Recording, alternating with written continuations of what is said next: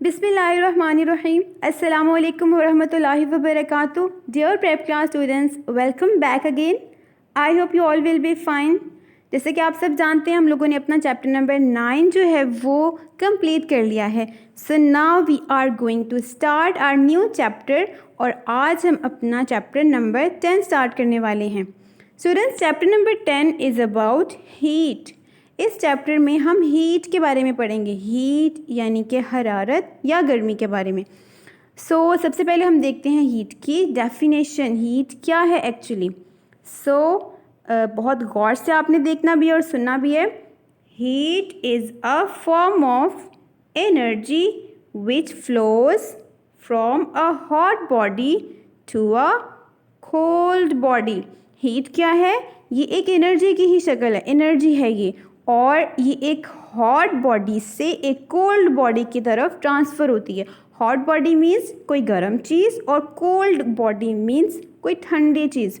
जाहिर सी बात है कि अगर कोई चीज़ गर्म है तो हीट यानी गर्मी जो है उस गर्म चीज़ से एक ठंडी चीज़ की तरफ ही ट्रांसफ़र करेगी और ये एक एनर्जी की फॉर्म है. जैसे कि आपने अपने प्रीवियस जो लेसन है चैप्टर एनर्जी में पढ़ा भी था ना कि फॉर्म्स ऑफ एनर्जी वाले टॉपिक में कि ही जो फॉर्म्स ऑफ एनर्जी हैं वो 4 हैं, जिनमें से एक ही ये जो हीट एनर्जी है ये भी शामिल है. तो अब ये ट्रांसफ़र कैसे होती है?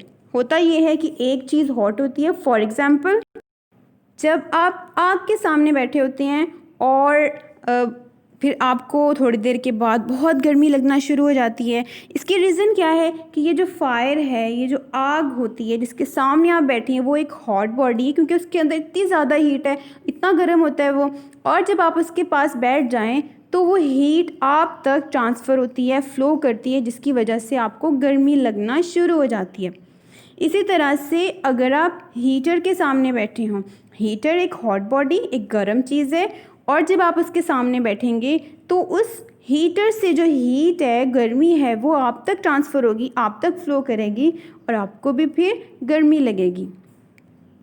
इसी तरह से अगर आप पानी बॉयल करने रखते हैं, उबालने के लिए रखते हैं, तो आप देखते हैं कि थोड़ी देर के बाद जो पानी है वो उबलना शुरू हो जाता है और हर एक पानी जो है आपको बहुत तेज़ी के साथ मूव करता नज़र आता है, हरकत करता नज़र आता है. इसकी रीज़न क्या है कि जब आप उसे स्टोव पर रखते हैं ना, चूल्हे के ऊपर, तो वहाँ से हीट मिलती है उनको और वो हीट फिर ट्रांसफ़र होती है उस पानी तक, और पानी के जो सारे पार्टिकल्स होते हैं, पानी के जो सारे ड्रॉप्स होते हैं, वो भी एक एक करके हीटअप हो जाते हैं, गर्म हो जाते हैं. यानी कि यहाँ पर भी हीट जो है वो ट्रांसफ़र हो रही है.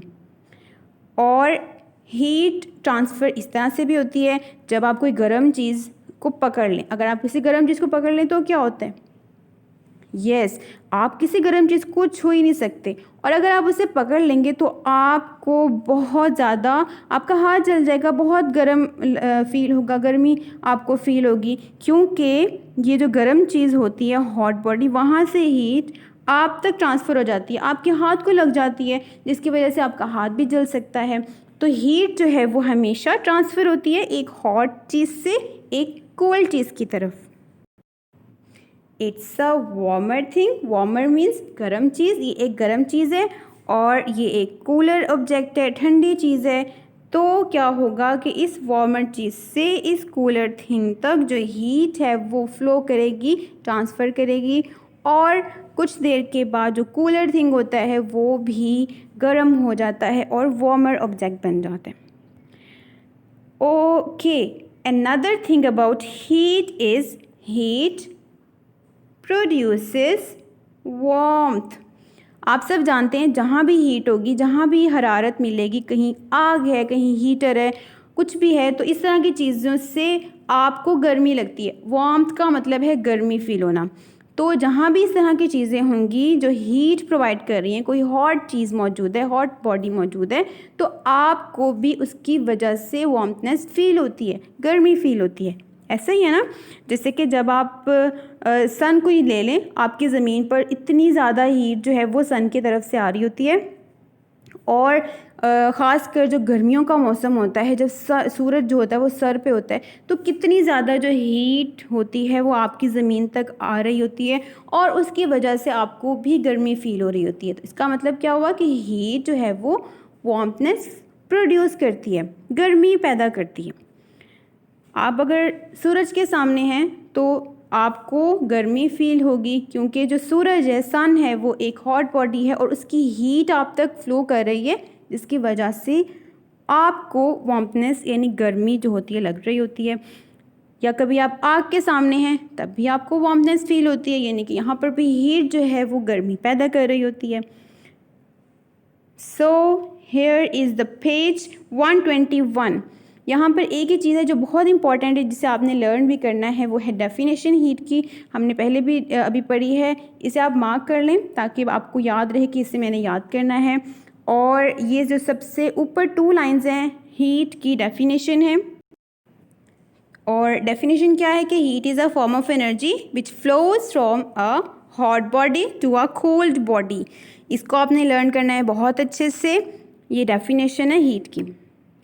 डियर स्टूडेंट्स, एक और चीज़ हीट के बारे में एक इंटरेस्टिंग इन्फॉर्मेशन आपको बताती चलूँ कि हीट जो है गर्मी, इसकी वजह से ना बहुत से लोगों को बीमारी भी हो जाती है, बीमार हो जाती है।